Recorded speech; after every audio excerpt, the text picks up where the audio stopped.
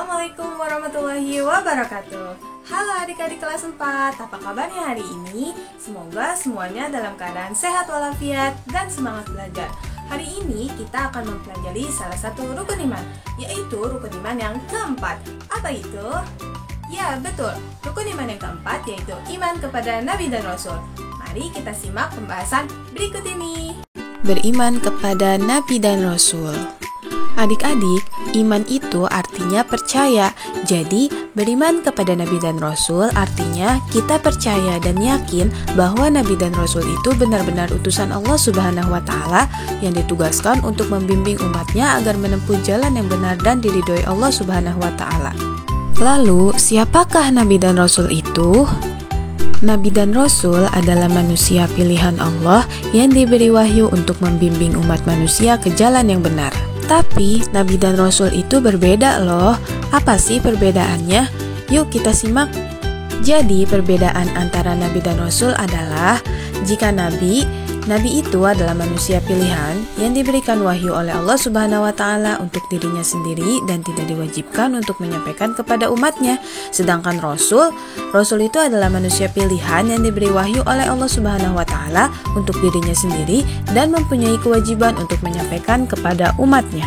Jadi, semua Rasul itu sudah pasti Nabi, tetapi semua Nabi itu belum tentu Rasul. Lalu, ada berapa sih jumlah Nabi dan Rasul itu? Allah mengutus Nabi dan Rasul dalam jumlah yang sangat banyak. Bahkan ada hadis yang menyebutkan bahwa Allah mengutus Nabi dan Rasul dengan jumlah lebih dari 1000.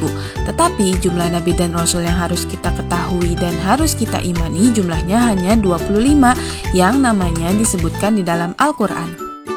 Yuk kita dengarkan dan hafalkan bersama. Adam, Idris, Nuh, Saleh, Ibrahim, Lut, Ismail, Ishak, Yakub, Yusuf, Ayub, Suaib, Musa, Harun, Zulkifli, Daud, Sulaiman, Ilyas, Ilyasa, Yunus, Zakaria, Yahya, Isa, Muhammad, akhirul anbiya, Muhammad al-Mustafa. Nah, itu dia nama-nama Nabi dan Rasul yang harus kita ketahui dan kita imani. Adik-adik, jangan lupa dihafalkan ya. Selanjutnya yaitu tugas Nabi dan Rasul. Apa aja sih tugas Nabi dan Rasul itu?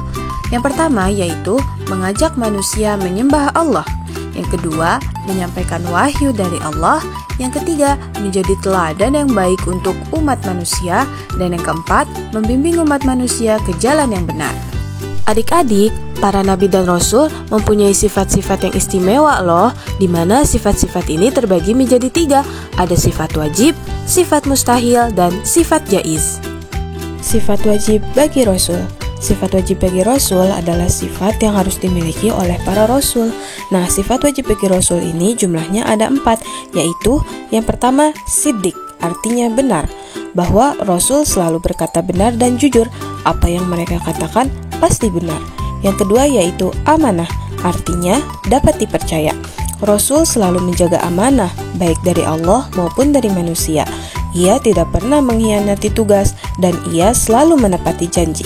Yang ketiga yaitu tabligh, artinya menyampaikan. Rasul pasti menyampaikan segala perintah dan larangan Allah kepada umatnya.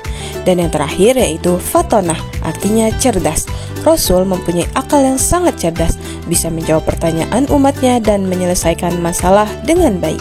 Selanjutnya yaitu sifat mustahil bagi Rasul. Sifat mustahil bagi Rasul merupakan kebalikan dari sifat wajib bagi Rasul, yaitu sifat yang tidak mungkin dimiliki oleh para Rasul. Nah, sifat mustahil ini juga sama, jumlahnya ada 4, yaitu yang pertama, kizib, artinya bohong. Yang kedua, khianat, artinya tidak dapat dipercaya. Yang ketiga, kitman, artinya menyembunyikan. Dan yang keempat, baladah, artinya bodoh.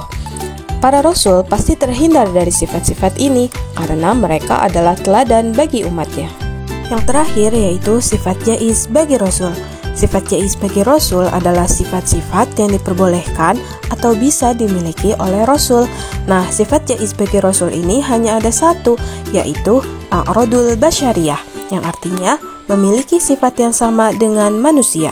Maksudnya, para rasul itu seperti manusia biasa. Mereka juga makan, minum, tidur, merasa sedih, merasa sakit, dan lain-lainnya. Tetapi, walaupun begitu, mereka tetap mulia dan dijaga oleh Allah dari perbuatan dosa. Lanjut kepada pembahasan kita yang terakhir, yaitu cara beriman kepada Nabi dan Rasul. Bagaimana sih cara kita beriman kepada Nabi dan Rasul? Di sini ada 3 cara.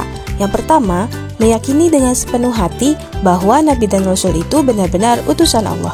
Yang kedua, mengucapkannya dengan lisan, misalnya lewat syahadat atau doa.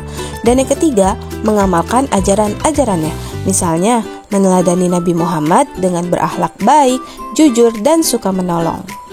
Alhamdulillah, hari ini kita sudah belajar tentang beriman kepada Nabi dan Rasul.